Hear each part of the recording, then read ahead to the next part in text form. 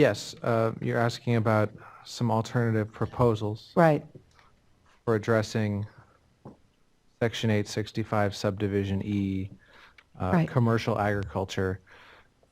The first point is, I hope I'm not mistaken as to this, but I believe the definition of commercial agriculture, the commercial aspect of that, should take out most hobby horse. farm type That situations. was my assumption. That's my assumption. That is our assumption. I can't say for certain whether there would be an end around to that, but I think that commercial agriculture, certainly we didn't make up that definition.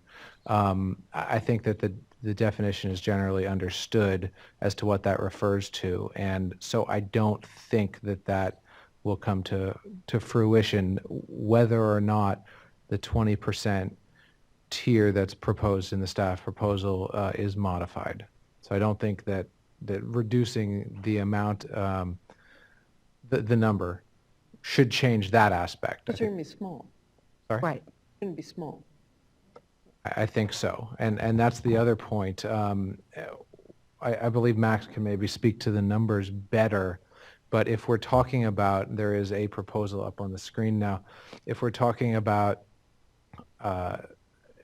the shift, the proposal that's been made by several, certainly you've heard it in the comments, eliminating the 20% framework that's in place right now for addressing commercial agriculture, then we're getting into a smaller amount of water in total that would fall under this rubric. So again, Max may be able to speak to that, but I think the larger portion is already in the 20% and above. So if that goes to your second point, would you like me to Yes. go through the language? Do you want Please. to hear Well, about the Max, why numbers, don't you or take if the Max numbers knows? first, and we'll go back to the language. So briefly, we have about 10 suppliers that are in the 20% and over category. We've got another, I believe it's 5 to 7 that are in the 10 to 20% range. When you get below 10%, it's a much larger number. It's into the dozens, over 50, and potentially up above 60. There are different ways to count because you have a lot of water suppliers that are reporting, 2-1% of the total is for commercial ag. That wouldn't torque the system. Again, you talked about doing this because you didn't want to put undue burdens on residential. If it's only 1 or 2%, it's not going to torque it. So maybe we don't need to make, right? Right. So that, again, that was the rationale. I think, if there's a desire to change, we would be much more comfortable with lowering the threshold to 10% than going all the way to 0. But at least in the San Diego area, that's not going to do much good, quite frankly. Well, No. so a couple of points here. And because I think this has gotten lost a little bit, because the suppliers have discretion as to how to achieve the conservation standard, they can, if they choose, leave the commercial ag out as things stand now, and backing out the water for total production is just a way to have a smaller volume to be dealt with in the first instance. If I know they're not inclined, but even if the water were backed out, if they were so inclined, they could still ask for reductions from their commercial ag customers as part of meeting their standard. So there's the accounting or the numbers are actually separate from the actions. They don't have to be linked in terms of how to make the reduction. So it's not really an exemption that we're talking about here. It's just making sure that we're not forcing a situation where you have to nail commercial agriculture in order to not nail residential. Right, and that's why we Unduly. looked at the larger, percentages. Right. And again, I think, that there are another 5 to 7 that are in the 10 to It's not 20. a philosophical exemption, right? Right, and so I know that there are some in the San Diego County and others that are, at 6% or so. whether that water is backed out from total production or not should not have a huge impact on the ability of that water supplier to meet its conservation standard. Not touching it, basically, not looking for efficiencies there, which they're still able to do regardless. It's really about what's the total volume of water that we're using for calculating this conservation goal. Well, I'll just say I've got the list here from San Diego, and there's 8 that fall under 10%. Actually, it's 7. 7 fall under 10%. The 10 to 20% group, I got this from staff, there's 4 in that. And I was told that there's about 40 additional. So maybe what I have isn't correct, but if you add in or subtract the remaining 7, it would be, 40 plus, or actually a little over 30. I think that this is an appropriate way to go because it also, this provision or this language has some additional things in there that the original language does not have. For example, first of all, to impose reductions for commercial ag users. It doesn't say how much, but it's asking for ag to provide some reductions. And the 20% proposal that we have right now doesn't ask ag to do anything at all. And if we look at what San Diego is suggesting collectively that they could do an additional 15%, I really don't know about other entities because I've talked a lot with Eric and folks from San Diego, so I don't know about other areas, but I think that this gives us a shot at getting a little bit more from ag, whereas the original proposal doesn't have that. And then lastly, if you could scroll up, I think the last provision, let's see, there's a penalty for false information. And so this could kind of, I think, help to get at the issue of those that are, wanting to game the system. So unless there's more discussion that you want on what we've been talking about right now, I think you had asked that we go through this language.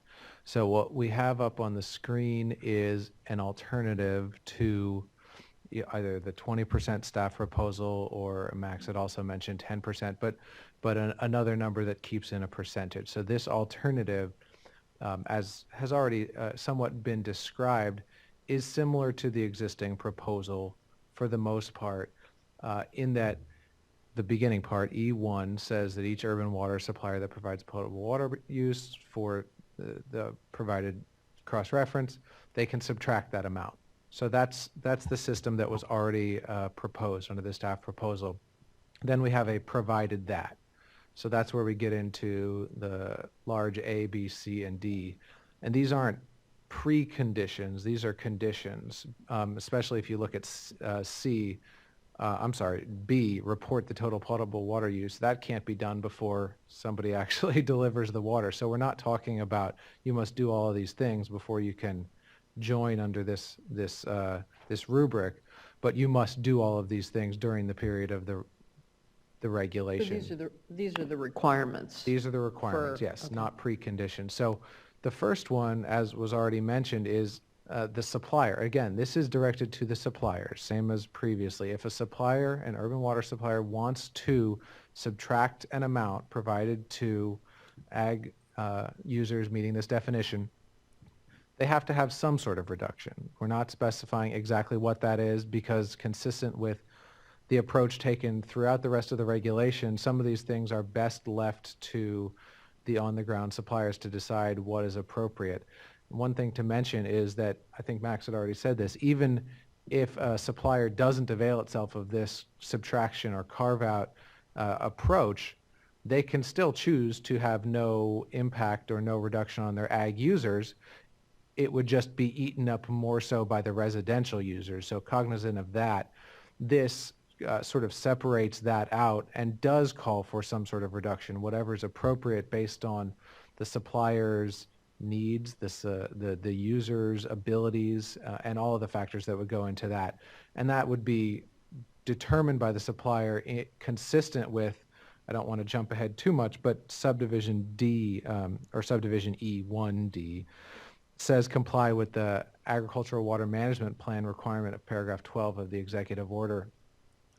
Paragraph 12 of the executive order only applies in theory or under its own terms to larger suppliers of agricultural water, and it applies on a different time frame. But as an additional requirement for a supplier to avail itself of this approach, what this version, this rubric would say that everybody who's covered under this must be covered under an agricultural water management plan. So But that could be done as a group, as was suggested. that right? could be done as a group. So if there was a farm bureau or a wholesaler or a supplier, whomever wanted to do that, the important thing for a supplier to avail itself of this program, if this is the choice that the board has, is that everybody who's receiving water that is subtracted out of the supplier's total potable water production must be under an agricultural water management plan as identified in paragraph 12 of the executive order. C is the part that I jumped over, C and B. C is that there must be a certification by the supplier. This was actually in the existing version as well. The existing E is that there's a certification that the agricultural uses meet that definition. And then B has an additional reporting requirement over what was currently proposed. So we've got reporting the total potable water production pursuant to subdivision B2. So that's the urban water supplier's total production, not the agriculture. The total amount supplied to the commercial agriculture, and the supplier has to identify the reduction, back to sub E1A, has to identify what the reduction is and everybody who received potable water under this program. And then finally, that gets down to what was already highlighted is E2, which if the board chooses to go with this, I have to make one edit that slipped through because this isn't as yet a proposal that staff has put forward. There's two places, the second line of E2 right on the right-hand side, it says a fine, and then the second from bottom line, right where the sentence starts, a fine for the violation. That's not the language that we would be proposing if you went with this. It would be civil liability because a fine has a particular context, a criminal context. And what we're not proposing here is that this be considered an infraction like subdivision 864. Those end user prohibitions are infractions. Infractions or criminal, like a fine would imply, would it be something that would be enforced by a city or a county or law enforcement? And what we're proposing is that this be a civil liability that's enforced by the board because we're the ones who want to be having a handle on this and not let it get to anyone. So it's going to be within our control. That's the proposal. And really what that's intending to get at is materially false statements so that people are doing this right. I think the certification gets at that to some degree, but I Having think to do an ag water management plan is not for the faint of heart. no. either. And we've addressed this to some degree in that suppliers were supposed to be submitting information about their September RGPCD, and now there are changes being made. Well, we're in a different position now, and especially to do something like this that's putting people under a different system, the proposal at least is that the information that they're submitting to us is the best that they could possibly put together. So that's the proposal for that last part. From a staffing perspective, and I'm looking to Karen, what additional staff load would this bring to your very limited staff? Well, based on what we're talking about right now, we would not be doing an assessment of the information. We would be receiving it, making sure that the elements of the certification were there, and we would be posting that information so that the information relative to who was being served the potable water, so who is it being supplied to in particular, as well as any reductions, et cetera, are available to anyone. And then our workload would simply, I believe, be associated with D2, which would be if in fact it was reported to us that some of the information was materially false. Right. The intent in having this as an alternative was that it would not reflect a change on the fiscal impacts analysis or economic impact analysis that we already did. It wouldn't require additional staff resources.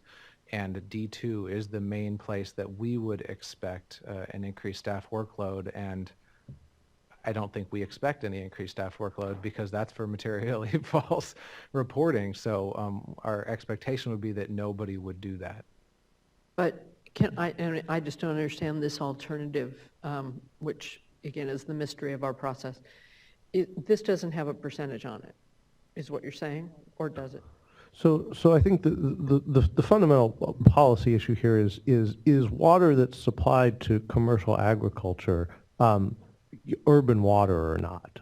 It's being supplied by an urban water supplier, so it's been counted to date because that's how we've been tracking urban water supply. If you deem it to not be urban water supply and something else, what this proposal does is it simply removes it from the total volume of urban water supply that we are using for purpose of defining what's 25%. So we have a number right now over 5 million acre feet, and we're going for 25% of that. That number currently includes water that is delivered to customers that are engaged in commercial agriculture that are supplied by urban water suppliers.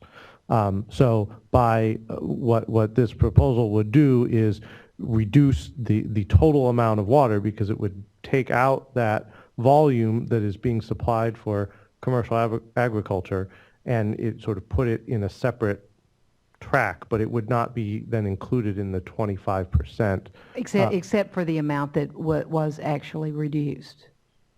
Well, no, that would no longer be tracked as such. So there would be water, if they reduce water, there would be savings, but we wouldn't be tracking those because they wouldn't be included in the total. Aren't we asking in this resolution, aren't we asking the water supplier to provide us that information? Yeah, so they would report. It would not be part of our total. Well, but why couldn't you, I mean, I understand what you're saying because it's no longer in the baseline. Nonetheless, it's a savings. So to the extent that it's going to impact the target, it seems to me that it could be included if it's actual savings. I think that's a data issue that Eric might be the best one to speak to, and he's not here. But it would be reported under a different rubric, and it's not a call necessarily. So it would be changing the scheme and the baseline, but it would be it could be reincorporated. One thing I wanted to clarify, I think goes to your question, Chair Marcus, is this version versus the staff proposed version that you've already seen in the publicly noticed regulation. The main difference is the 20% difference. So and it's not a wholesale difference in water?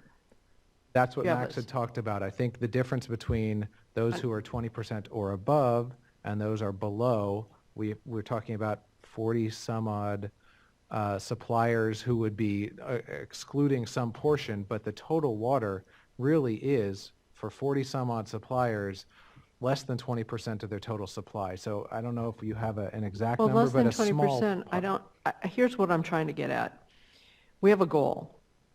One goal is getting to 25% of the statewide. That is an abstract goal. It's one to meet because you need a target. Otherwise, people will chip away and we'll have exceptions that make all sense, and we've got to have the target. What I'm just trying to ascertain is the urban water supply reliability of that community. So is it significant enough that it's going to, in the long run, cut off their collective nose to spite their face? It sounds like it's not that much water totally, and we're trying to deal with, I came at it from the same way we originally did, which is you don't want to have a situation, and this fits in the other context that people raise too, where you have a community that everything's ranked as urban, but their CII sector or their ag sector is so much a part of their economy and the use of water that all of a sudden you're going to put way too much burden on the residential. That didn't seem right or fair to me, in addition to being sympathetic to commercial agriculture. But my main point was to not torque the system. If you're saying that it doesn't matter either way in the amount of water, I feel less strongly than if it makes a big difference in the amount of water. So can I jump in here, Max? Yeah, help me here. So, And let me say one thing before you do. We just got into trying to resolve an issue, which is fine. We went with it. We should go. My goal in going through this is just to list the issues that we wanted you to go back and come back to us on. But let's continue with this one and then go back to listing the issues, and then we can figure out the most effective way to go through them. so maybe just to get to the amount of water that we're talking about here that could be pulled out of the base figure. That's tough to say, number one, because there's different lists. Okay. Our drinking water program has a list, DWR has a list. I just did not even back of the envelope, back of the chair or something, a quick total in my head for the under 10 percenters.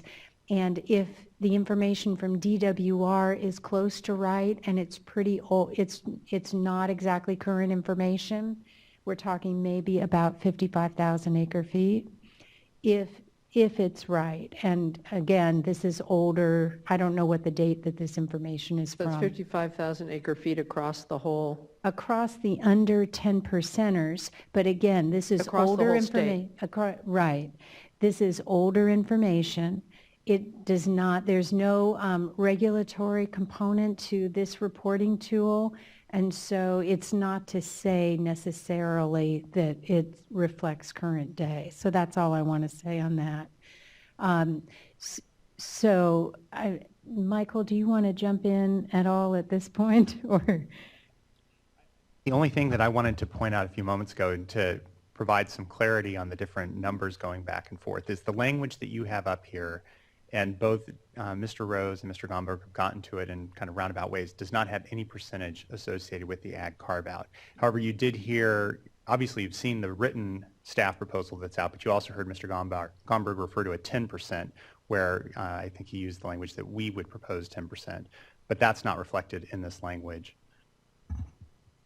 So if you were going to do alternatives of the alternatives, just so I understand what's out there to be thinking about, it would be staff proposal with the 20%, staff proposal with 10%, and this without a percent.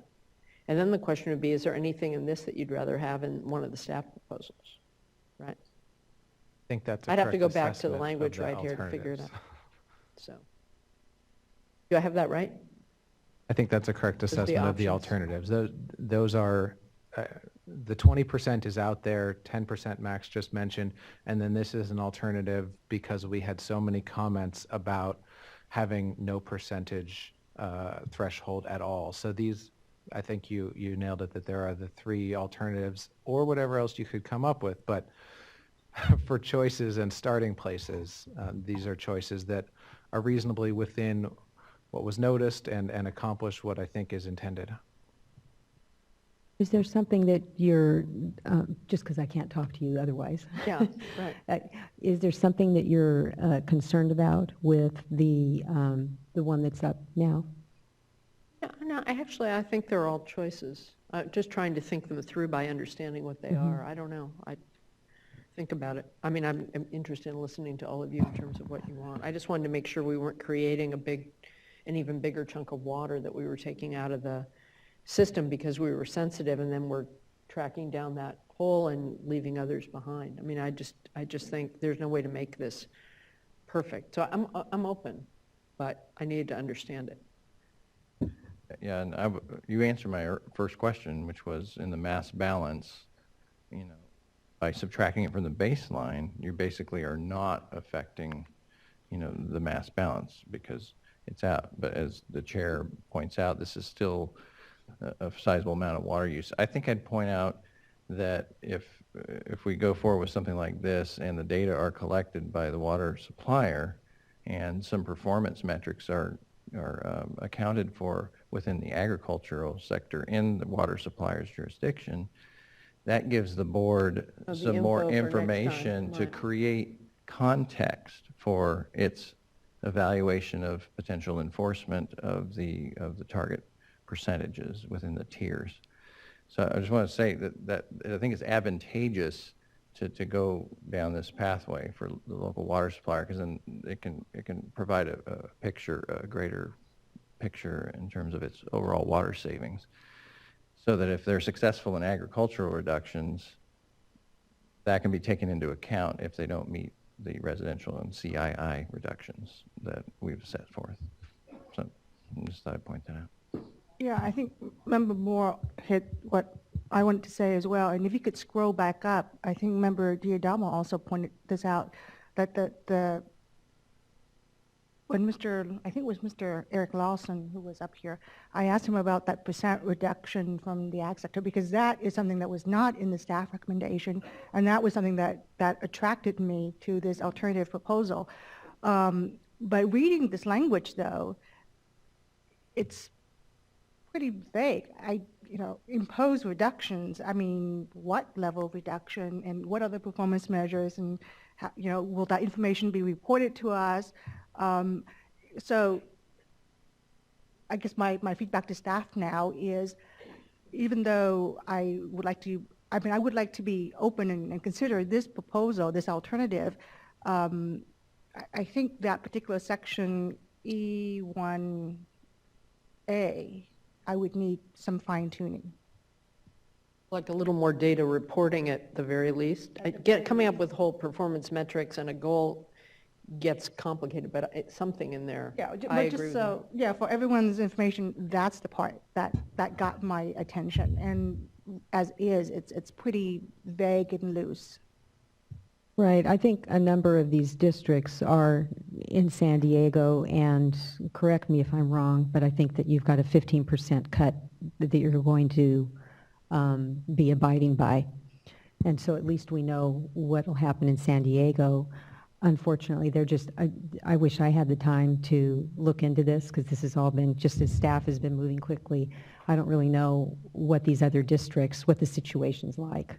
And I mean, so I it'd be like nice hearing if we that could 15% from San Diego, but then elsewhere. Yes. What about elsewhere? Understood. And how do we, how is that memorialized here? Because it's pretty vague right now. Right. There is Yeah, a and vagueness, and yet it is may subtract. We just keep that in mind, that Yeah, we that want if to you want to leave go it down to this the water route, there district. needs to be some kind of reduction that's It's not an committed to. exemption. It's I would just How? note, that I know the San Diego folks had said, they could sustain a 15% cut. There's no percentage reduction in this language, because there's no way for us to justify any given percent. right. And I think there are two aspects of that. One is just having the information. We have it for within the San Diego County Water Authority's service area because of what they've come to us with. But then separate and apart from that, there is the notice issue. There are a lot of options that were on the table, but imposing a specific reduction that's not driven by locally informed data was not something that was within No, the 'cause ambit it's of what gonna we've noticed vary. for action today. At the risk of dragging this out, but also of driving Ms. Turkovich to drinks, because of the staffing issue.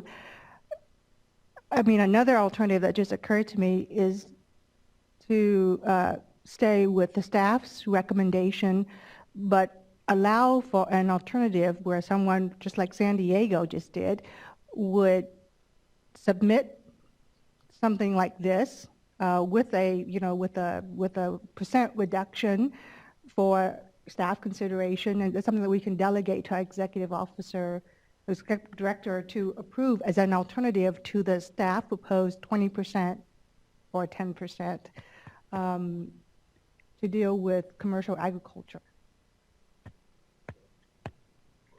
Reduction? The only, I hate to do this. I'm The going only for as problem- much simplicity as we can get to. Right. The only problem with that is, one of the things I like about this is that it does rope in the 20% or the 10% and requires a reduction. Yes, No. impose reductions. It doesn't say how much. It doesn't say 15%. It doesn't say whatever, but it No, no? that's not what I understand. Well, let's clarify. Okay, I think I can answer that question. The proposal, the alternative that's on the screen would apply to any percentage. So, Yes. yes. So it doesn't have a specific threshold under which it treats agricultural water use differently from Yeah. one versus the other. So the supplier who wants to do this, in theory, could exempt those over 20%. But, well, I mean, it's supplier by supplier. So it's hard to parse it out and have an either or in the same version. I think one of staff's driving factors, not just for this, although I want to reiterate it here, is exemption processes after the regulation has been adopted are going to prove to be a little bit unwieldy for staff, and that they would be shifting things after the regulation has been adopted. So I think our proposal, whichever of the options or an amalgam of options you go with, would be that it be some option where you decide now how you want to treat the supplier who has agricultural water use. And I hope I'll- I answered yeah, your question You as did. well. Okay. And I'll go back to saying I need a little bit more specificity than what's here. What if, I think conceptually, the reductions that we would want to see imposed would be commensurate with the reductions otherwise that the supplier is going to achieve under its tier. So could you say something like impose comparable reductions? Does that get us back to where we started? Okay. I mean, if there were comparable reductions in some of these districts in San Diego, it would be in the 30%. And from what I understand, their ag rates in that area are quite high, their urban rates, Okay. No, good- $2,000. Yes. So I a get lot of ag is already reduced significantly and be beyond the brink. I would- It might work in other areas. Yeah, it but depends on I the think target. we're Right. kind of deciding on the fly at that point. No, I don't want to decide. We probably need a break. I thought maybe it was possible we would get this one to closure, but you see those options. I just encourage people to think about it during a break, if that's all right. And you guys think about it too. You're good at thinking about what you hear from all of us, but I can't give direction. I want to flag more issues though before we do take a break, and I have a list, but I want to let other people list them. I just have a couple. So looking at, all of my comments are related to the resolution except for one. And so the one on the reg itself, I would be open to adding on page 1, section 864A, adding local so that as to apply to the health and safety need.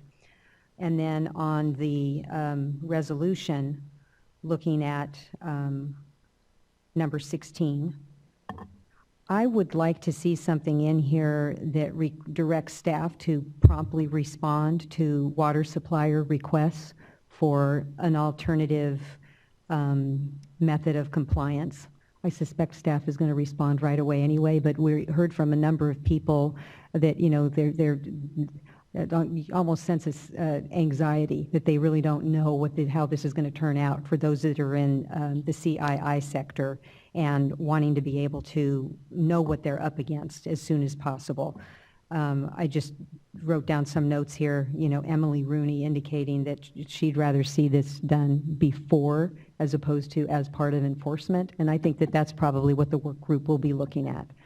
So just raising that concern, but I think that if we had something in here on promptly responding. Can I ask just a question on that? I'm trying to figure out, in some ways then folks have to promptly ask.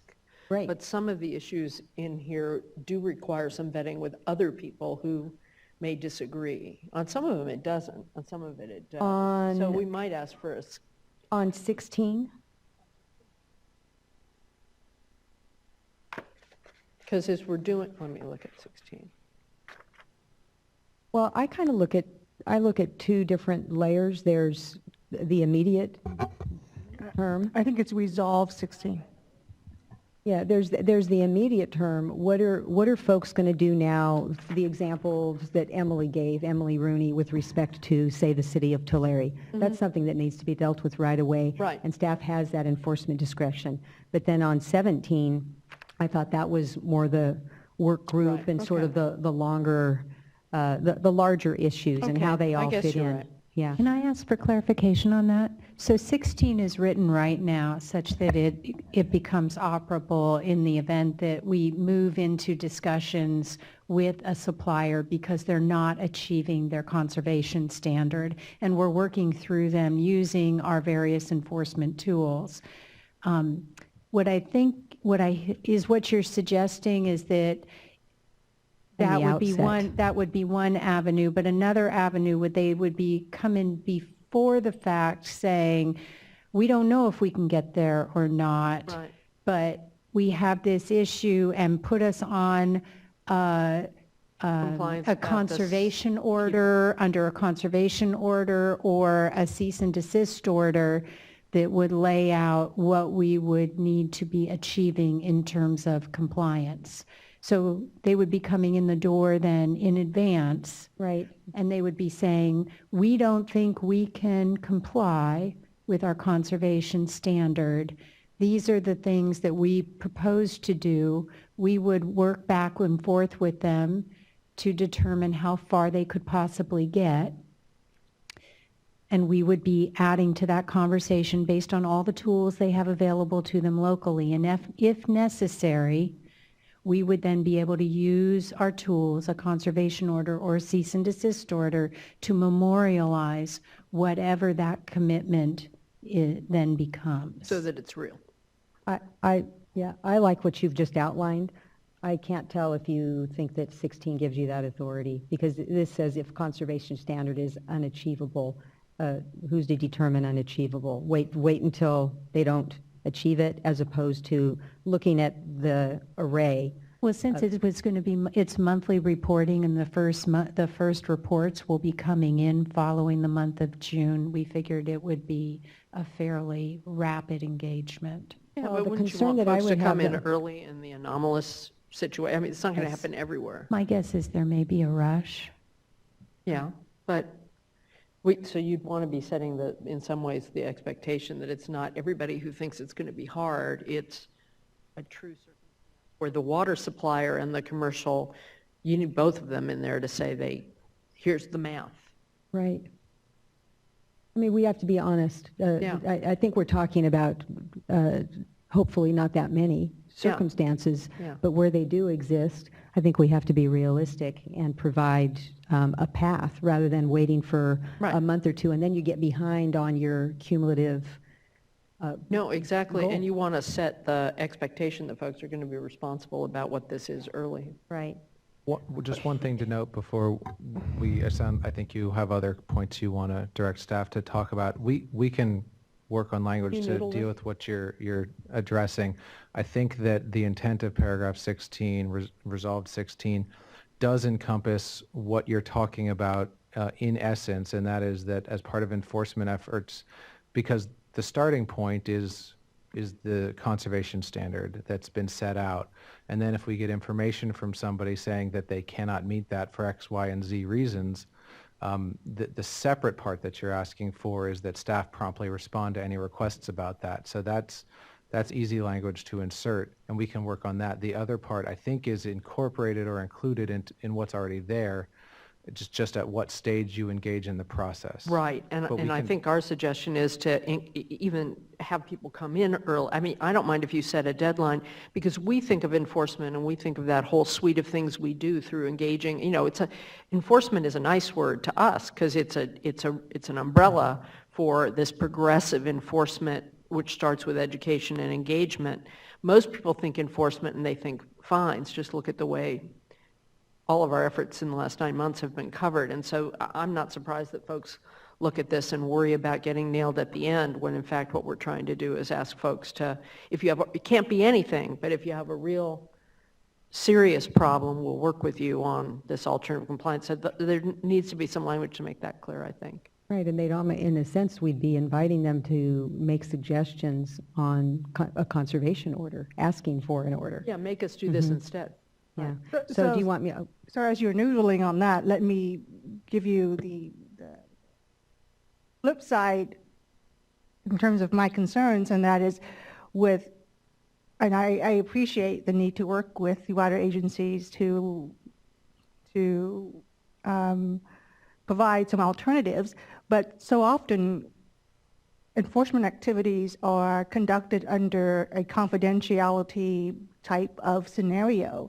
To what extent, and given the tremendous interest in conservation by not just water agencies, but also NGOs and others, to what extent would NGO have the opportunity to engage in such a discussion? Will this be just a confidential discussion between state board staff and the water agencies, especially if you're going to get into it early on, as is being suggested?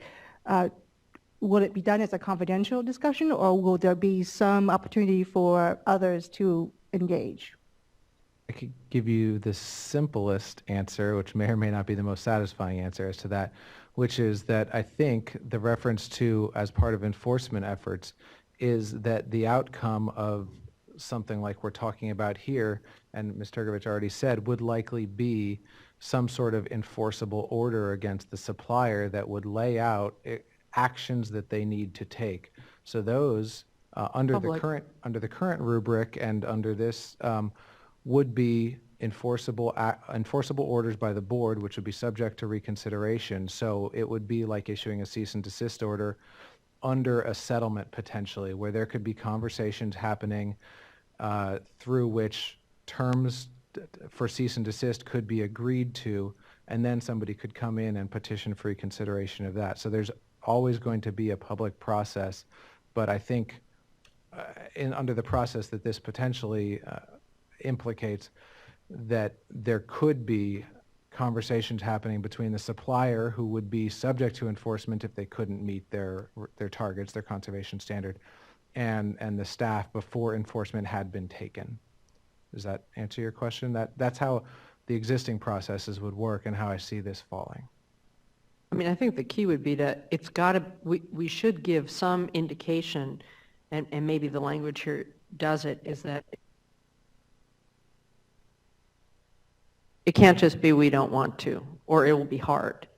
If it will be hard were a reason this ordinance, this regulation couldn't happen at all. So, or it would have happened, either that or it would have all happened already if it were easy. So it's got to be a fairly high bar, like some of the examples that were raised. Yeah, I mean, my math, and I think it's probably incorrect, but because my math usually is incorrect, but if I just look at the city of Tulare, if they have a 50% food processing commercial sector, it could have the effect of bumping up the city of Tulare into the 60%. Right. So if that's the case, I mean, maybe they can do it. I doubt they can. Right, So in right. that situation, you look at it and think, okay, let's just be honest from the get-go and figure out a way to get everybody to conserve with compliance orders, conservation orders, and still reach a target along the lines of what we were intending. Right. So you're trying to deal with not just the percentage, but you're trying to deal with a CII sector, which, if true, can't reduce. And so it would bump it, again, it would bump it somewhere else, not just that there's a large CII sector, because some CII sectors can conserve more than residential. And if some of these businesses could conserve, but not at the amount, Right. then that would be, say, a role for the conservation order. Again, no exemption. But Right.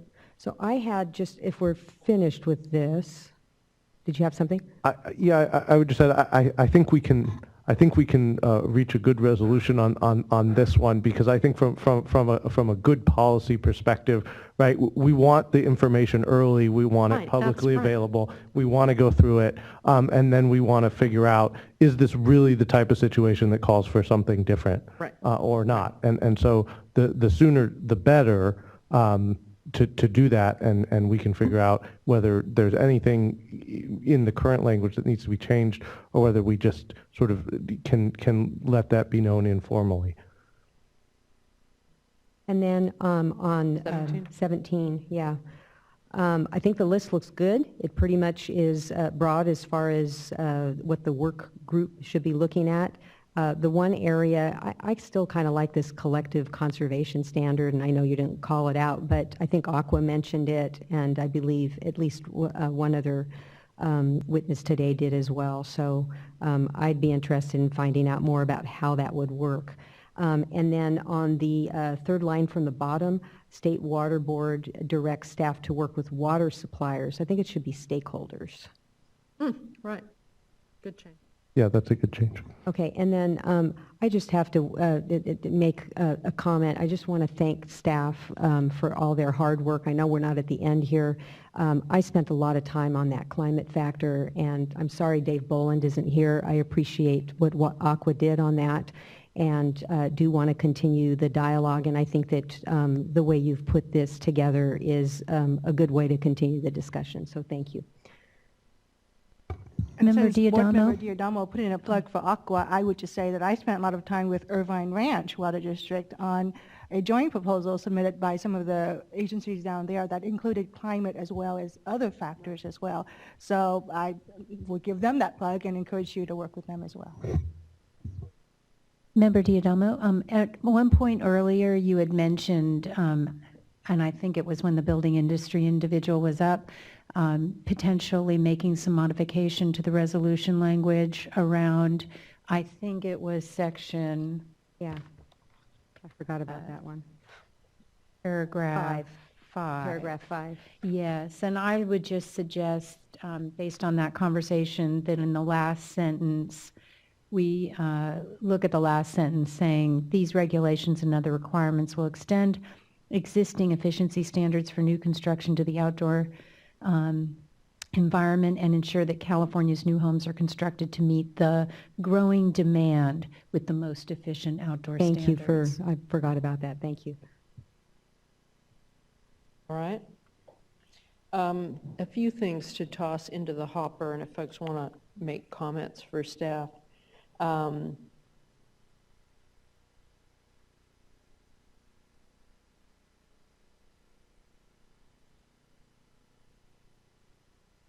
So things worth looking at, the ag and commercial ag criteria we've talked about enough.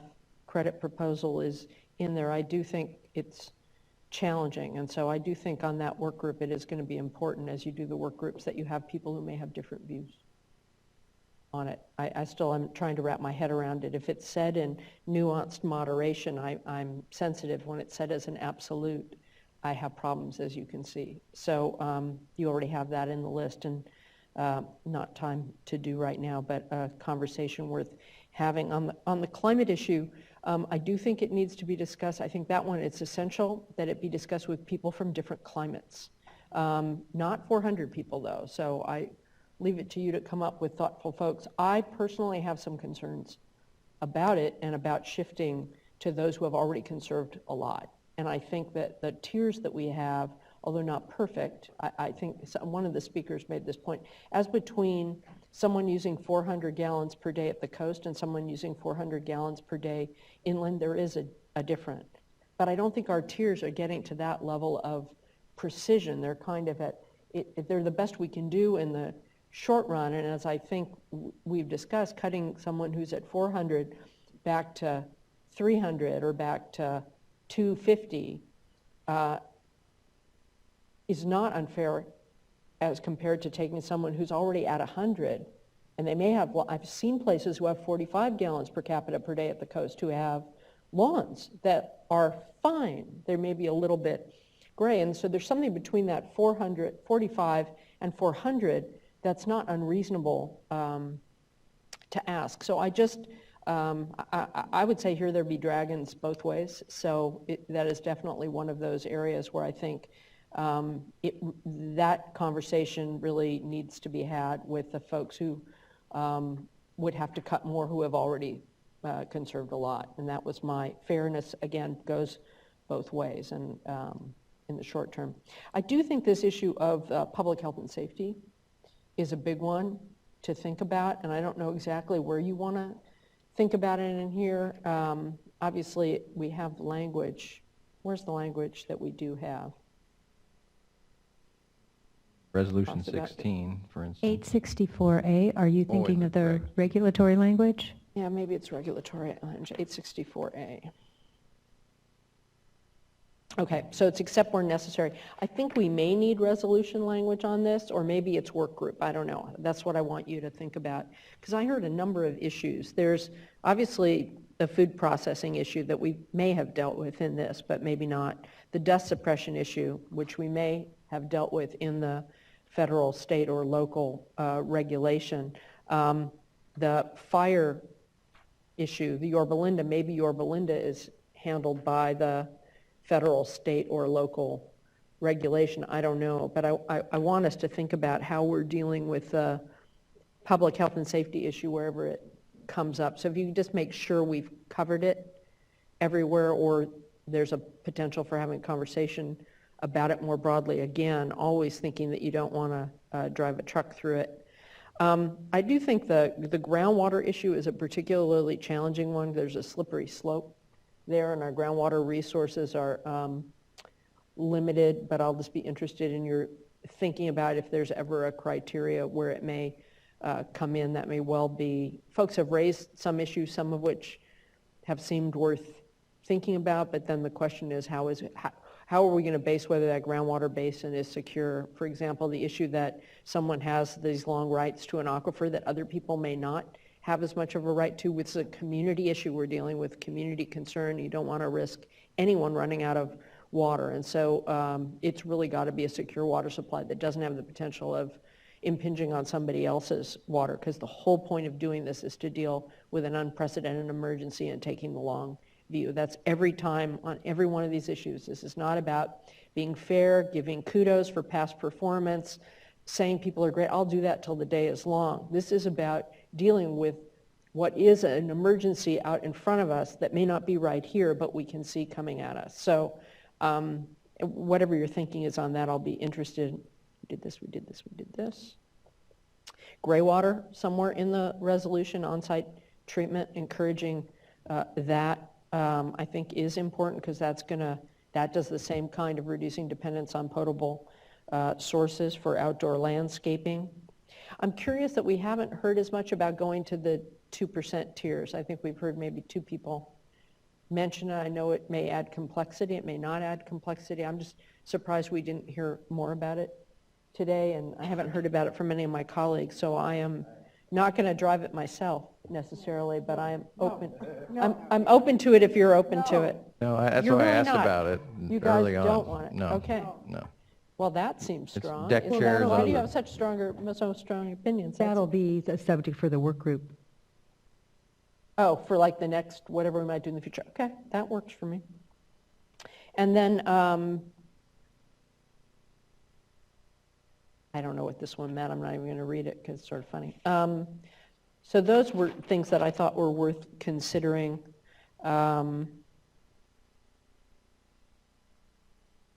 in the long-term work group, however we want to do it. I don't want this to be too much work for you, but here's what I noted as the list of things that might need a work group or 2 or whatever, but I'm looking to you guys for a proposal or language or what you want to put in there or not. There's the credit issue, the climate issue, the regional issue. I have a bias on the regional one that you heard me say. People got to come to us with real world examples and proposals that would get us the same amount of water versus it being a theoretical. I'm big on we're in sports metaphors. The Yogi, it's not a metaphor, the Yogi Berra, in theory, there's no difference between theory and practice. In practice, there is. I'm really only interested if it's doable, real, and someone really wants to do it, as opposed to trying to create a whole regulatory structure of things people need to meet. And I want you to be able to be open to that. But otherwise, I think in theory it works, but in practice in an emergency it won't, unless you have very specific, relatively small numbers of people who can do it. I do not know how to deal with what I think Santa Clara Valley wanted, which was to be able to do 30% across all of their folks, which would mean they'd have to get more from some. I'm not sure I understand that, so I'd want to see it in practice. I get that they have a really significant issue where they're ahead of us. They have a much bigger issue because they don't want San Jose to sink. So there's a community issue there that is probably more imminent than anything we're seeing anywhere else. I'm not quite sure how to help them there. That groundwater issue, maybe you can bounce to a work group. This notion and proposal of facilities having to do indoor-outdoor water meters if they want to get some protection is an interesting one. Again, I think it's possible that a community may want to go hard on a hospital. I mean, hospitals can put in low flow toilets too, of course, but not in a month. So I'm open to how do we deal with that kind of idea that the county of San Diego left. The issue of extraordinary supplies that Mr. Cook mentioned, I think that requires more definition and thinking because, again, law of unintended consequence. So I want to understand that better. You would need people thinking about it who might have multiple views. Food processing, we have public health. That's what I have on my list so far. I'm sure I'm missing something, but. Yeah, you know, and on the groundwater, I just want to acknowledge that I'm glad you articulated it. And it's tricky because when we're looking at the reserves question, we've really, in what we're proposing here, we have a pretty large step down in the targeted conservation if you have the reserves. But I am also a little uncomfortable in just the blanket statement that, you know, oh, groundwater doesn't count kind of thing, you know, and so I'm struggling on this one because I think if we were going to really go into this, it gets complex very fast, you know, and then you start developing a lot of criteria by which we would say, okay, yeah, that's 4 years of water that's in the ground that you have access to and doesn't affect anyone else. And so I understand why you set it aside in the proposal, but it's hard because we're in the process of trying to develop more storage in our state, and we're emphasizing the importance of groundwater storage in that discussion. So I just want to acknowledge the challenge there. And, you know, if you've thought about criteria that we could use to justify a step down, you know, I'd be open to it. But I'm concerned about the Mack truck driving through the hole. It's perilous. Somebody mentioned 10 years, but even that, you don't want to, you got to take the long view with Yes. groundwater. So just think about that one a little bit in terms of what you'd want to do today and what you might or might not want to do later. So here's my suggestion. How much time do you want? Now, I mean, you may want to just go to sleep right now, but we have a big day tomorrow. I honestly, but you all have to think about this and. How about if we were to step out for, let's just say 20 minutes right now, and after about 10, I will come and let you know whether or not we're going to be able to meet that for purposes of the audience. I think a lot of the items we discussed here are items for the work group. I appreciate all of the comments about groundwater and the other issues. Just one thing to keep in the back of our minds is that those can be large volumes of water. And so the amount of water that was intended, that the governor was addressing in the executive order could be significantly altered as a result.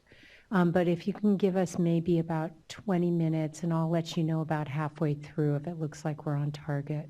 Yeah, and I think a 10-minute break would be fine too for a lot of folks, but that's very thoughtful because that way we'll have a chance to tell people can plan their evening. My preference would be to try and finish tonight, but I want to respect your thinking about it.